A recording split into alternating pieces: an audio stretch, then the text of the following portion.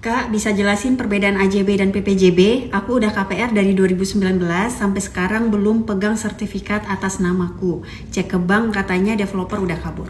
Oke, ada beberapa poin yang membedakan AJB dan PPJB. Aku coba bahas dan contohin bentuk dokumennya sebagai referensi teman-teman. Perbedaan yang pertama, dari aspek yang membuat. AJB adalah akta resmi perpindahan hak atas tanah dan bangunan.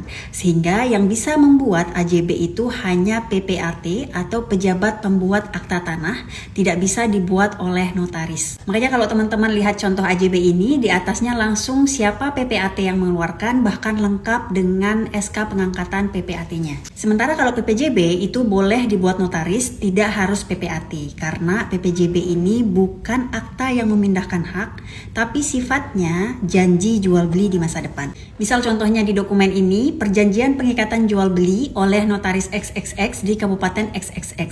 Karena PPJB sifatnya bukan merupakan perpindahan hak, sehingga PPJB ini tidak dapat dijadikan dasar untuk balik nama sertifikat.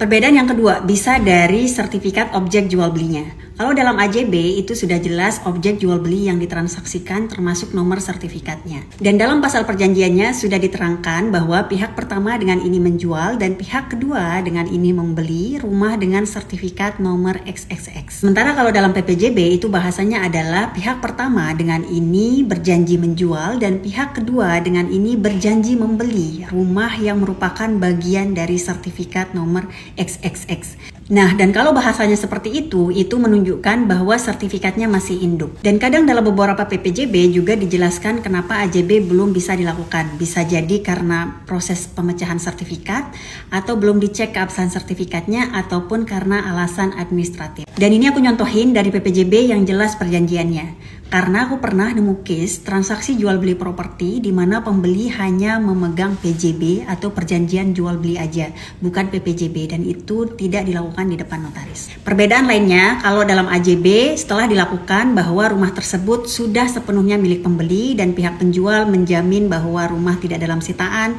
tidak dalam sengketa, dan juga dalam AJB sudah dituliskan harga transaksinya. Dari penjelasan tadi itu sudah kelihatan bahwa PPJB tentu lebih berisiko. Makanya aku sering banget ingetin ke teman-teman untuk yang baru rencana beli rumah dan tidak bisa langsung AJB dan baru PPJB, perhatikan dengan baik poin-poin yang ada dalam PPJB, pastikan sudah mengamankan teman-teman nantinya, dan semoga membantu.